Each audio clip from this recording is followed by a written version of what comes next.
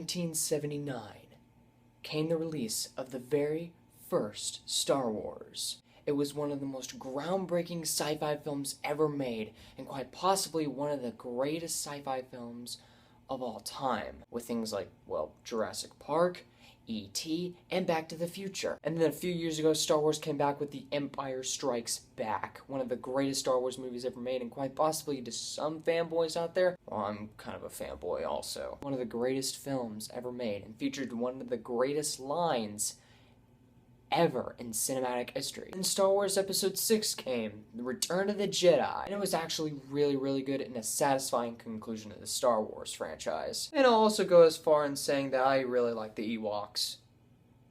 Shut up! And then things went downhill. Since George Lucas was like, hey, maybe you know what, we should do like an origin story, so it's like poetry so that they rhyme and all that stuff. And that's how we got Episode 1, The Phantom Menace, which is quite possibly one of the biggest disappointments ever made, and featured one of the worst characters in the Star Wars series, Jar Jar Binks. Lisa, hate your movie, Jar Jar Binks! Then we got into Star Wars Episode 2, Attack of the Clones, the worst Star Wars movie of the franchise.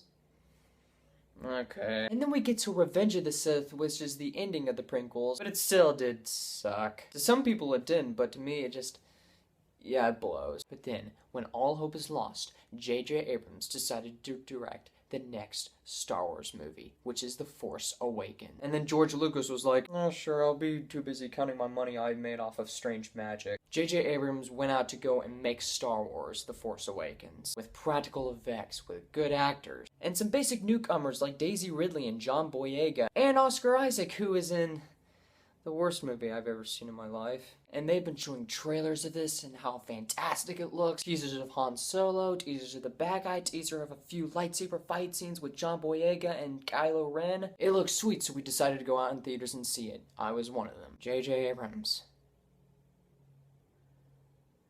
Thank you.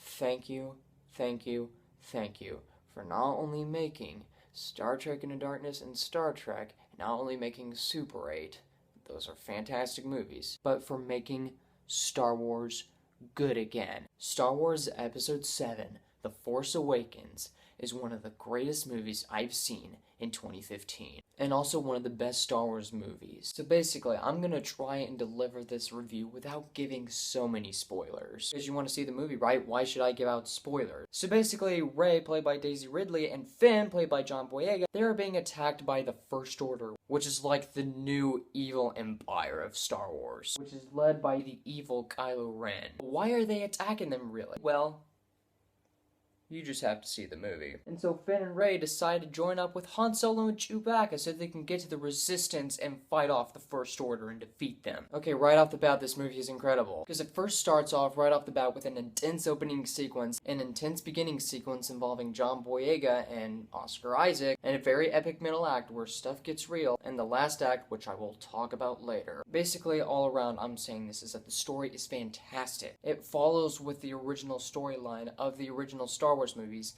which is what everyone wanted it to do. And boy, God, did it do that. All the characters in this movie are well developed in every single sense of the word. For example, Daisy Ridley's character as Rey. Yeah, she's a scavenger who's working all by herself, but she still is wanting a purpose to her life. And once you see what happens to her in the movie, you'll love her. Finn's character is that he just doesn't want to see any more violence of what he's being brought into, and he wants to get away from it forever. He just basically wants to get away from the First Order. All of these characters, including the villain Kylo Ren, he basically wants to be as strong and as powerful and as menacing as Darth Vader. But inside of him, there's a light side of him that is also afraid and fearful that he isn't. And at the same time, he's a strong leader. Daisy Ridley and John Boyega do fantastic in this movie. Adam Driver as Kylo Ren, awesome, did a really good job. Han Solo and Chewbacca are back, so you know they sell the hell out of this movie. And some characters from the original movies are back, and they do awesome performances as well. Even Oscar Isaac, who plays Poe Dameron, does a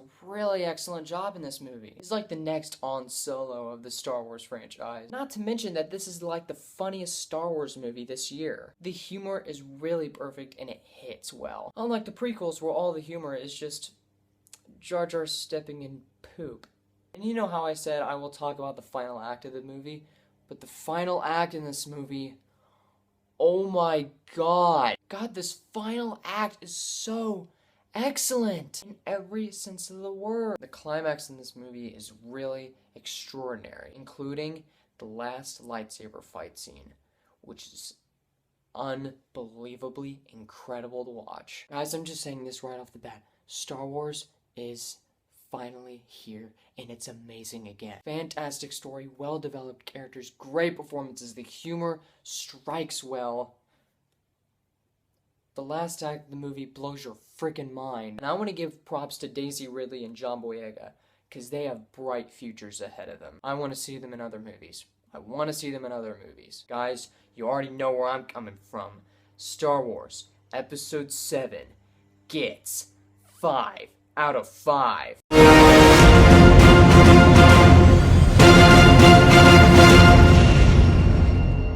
Alright guys, that is my review on Star Wars Episode 7, The Force Awakens. Comment below, let me know what you thought about the movie. Find me on Facebook, Google+, or private message me on YouTube if you feel like it. My name is Luke Nukem, and may the Force be with you.